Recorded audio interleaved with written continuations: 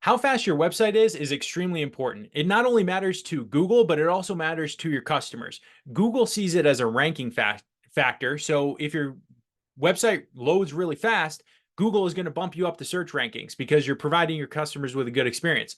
Also, 83% of customers say if a website takes more than 3 seconds to load, they're leaving and they're not going to become your customer or even check out your website. So, for those reasons, it's critical it loads fast. That's why I'm going to show you quick and easy how to actually check and see how your website performs according to Google. So, this is a tool that they use and have where you can copy in your website address. And so you can look and see, okay, who built the website? What platform is it on?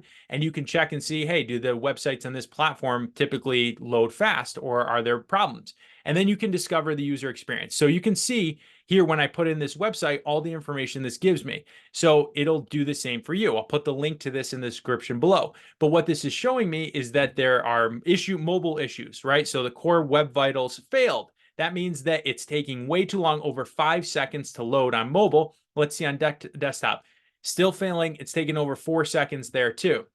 So you can see performance is down to 23. Actually, this should be 99 SEO because it's only 91. That's not actually saying it's optimized for SEO. That's just saying are the basics of SEO there, right? But that's not what we're concerned about here today. Here's what we're looking at: performance 23. It takes 5.8 seconds to load. We know 83% of consumers are not going to wait that long on mobile, which means if you're using this site and this platform, you need to look at how to optimize it so it loads faster, because you're literally turning off your customers and turning off the algorithm. That's why you got to check and see how fast your site loads. And if it's not working well, consider switching platforms or talk to your developer to optimize it. Thanks so much for joining me. Hit that like and subscribe. We're sharing tons of tips on how to optimize your business, your local business, for visibility and growth online. Talk to you soon.